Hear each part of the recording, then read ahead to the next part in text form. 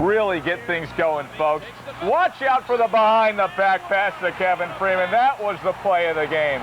Then in the second half, after a 36-35 halftime score, Jake Voskuhl to El Amin, 38-35. Then Moore with the fast break. Watch out for Jake Voskuhl trailing. The drop pass and the slam, but it all came down to Richard Hamilton. Sealing the deal with the jumper and the foul. 64-58 is your final. Let's hear from the Huskies. When we got him 10, we tried to slow it down, and I think it worked against us that time. So I think we had him on the ropes 2 times, but we never put him away. But we're happy that we got the W. I really got the ball to Khaled and Rip, and they finished plays, and that's what they have to do for us in order to win. You know, I'm going to take care of the defense, and they have to take care of the scoring load. So I think it was a team effort today, and my overall performance, I would give it an A. They would give it an A. You give it an A+? A+. A+. And an A+ for the fans. Dennis House has the story. Well, Joe, there is Husky foolery going on all around St. Petersburg, Florida tonight, as the Husky fans, and there are hundreds of them, who traveled from Connecticut to watch this game. Tonight they're out celebrating the biggest win in the school's history.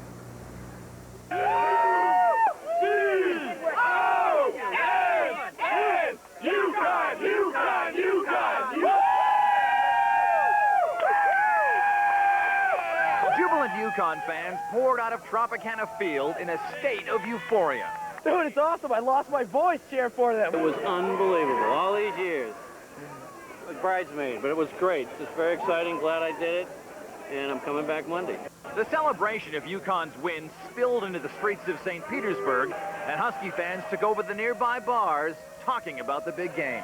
Starting the second half, when we have 6 points, I mean, I felt like we were going to win it right there, but they came back. They were tough, but, you know, at the end of the game, we got the W, baby! Woo! Among the Connecticut fans down here in Tampa Bay savoring the Huskies' win, Senator Chris Dodd, who says the historic victory is a huge milestone for the entire state. I think it's a wonderful sense, a renewed sense of pride in the state, and you know, for us, we don't export our sport allegiances any longer. We've got a great team at home, and that makes an awful lot of people feel good.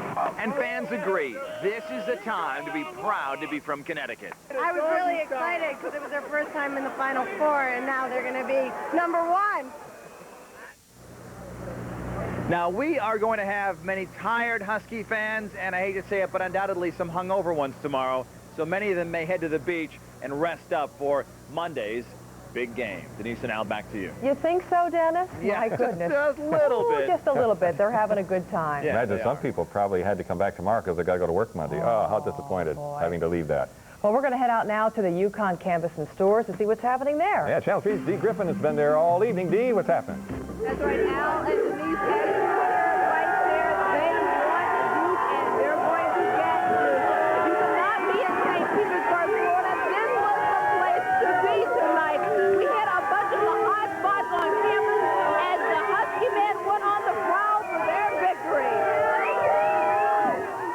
For these UConn Huskies, the Final Four is much more than a game, it's a dream. I've been a UConn basketball fan since 1986, and this is by far the best basketball game I have ever seen.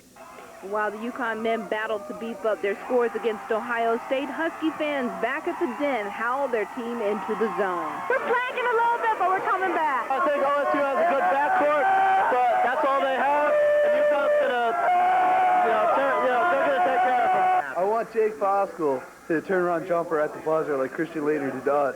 So what's the strategy now you think they should do? Win. Win the game. That's the strategy. As the team shot for that strategy, around campus lounges like at the African American Cultural Center were converted into courtside seats as spectators watched from large-screen televisions. The Student Union was a stopping station for students and non-students alike, even drawing fans who would be enemies if their home team had won earlier in the tournament. We came up to the Coast Guard Academy for my son, and we thought since we were in the area, we thought it'd be fun to watch a game on campus, so we came over to watch it. Wrong blue, huh? Right. I like Navy. Go Huskies. Upstairs in the dorms, rooms were crawling with anxious Huskies hyped about making this historic move in the Final Four. And at the last second, when the UConn men made those dreams come true, fans back at UConn had only one more request. We want you! We want you!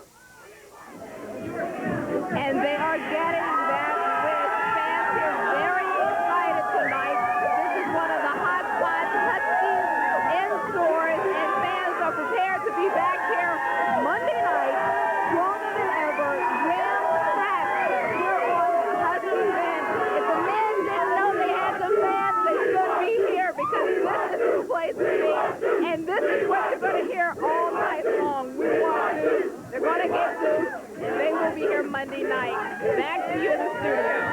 All right, Dee, thanks. You know, they keep saying they want Duke, and they want Duke because they remember what happened in the Meadowlands a few years back when Christian Leitner had that buzzer beater that kept the UConn from going to the Final Four that year. You don't forget certain things, No. do you? No. Right. Well, the students weren't the only ones celebrating. At Coach's Sports Bar in downtown Hartford, they were going absolutely, well, shall we say crazy tonight? Yeah, a little mental. That's where we continue our team coverage tonight. Channel 3's Jennifer Watson. Jennifer, how excited were they? Oh, my God, Al. They are so excited.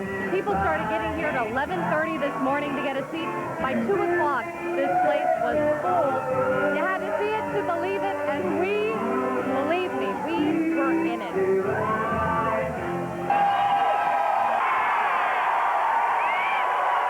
March Madness is in full swing.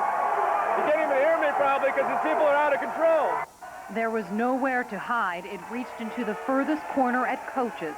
Contagious excitement.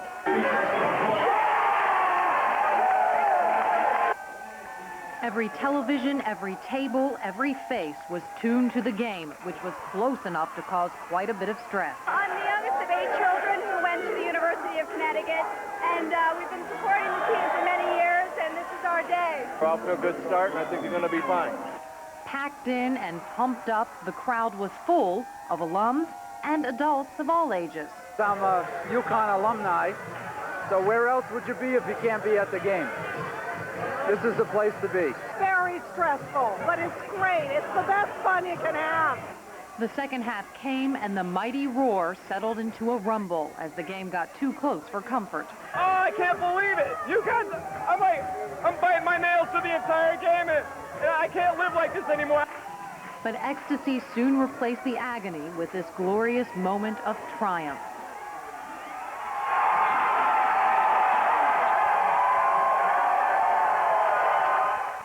And you thought they were excited before? Okay, let's go! Let's take UConn, baby! We're going away, baby! Telling you right now, it's a great feeling in Connecticut. I'm just waiting for Monday night, and I'm telling you right now, UConn all the way, #1 in the country.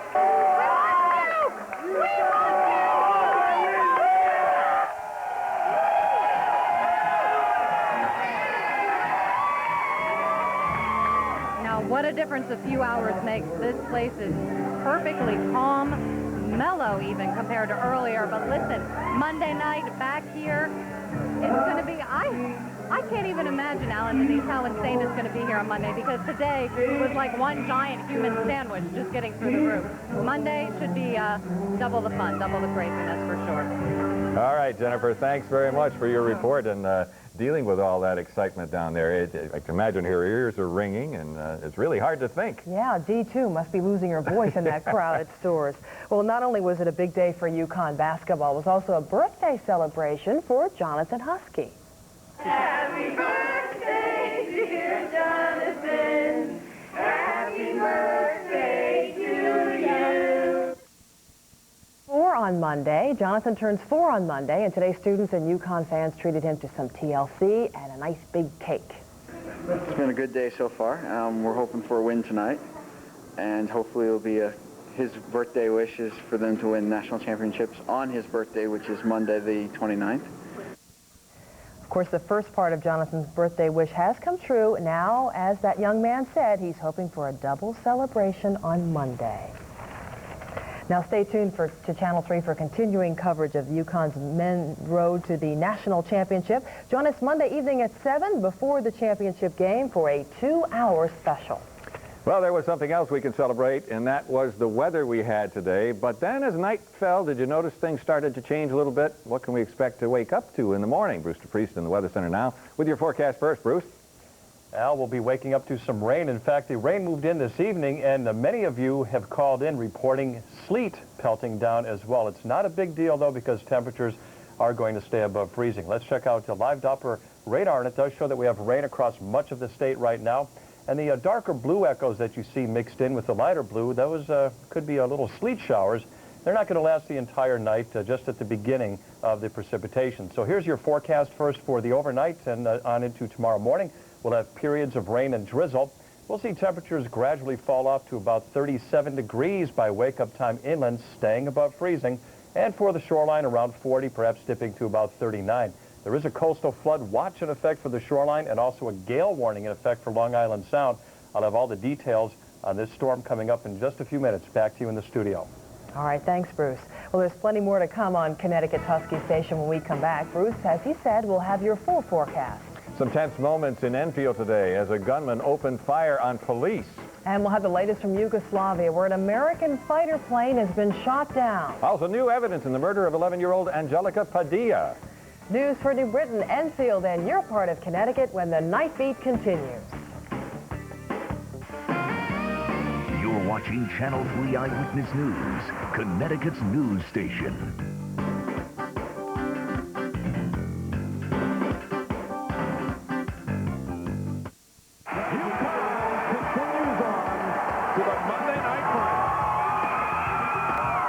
Coming off the biggest win in the history of UConn hoops. It is official, 64-58, playing for the national championship. Channel 3's coverage begins Monday at 7. Hey, wow. One more game! On my TV! One more game! What are you doing? One more game, folks!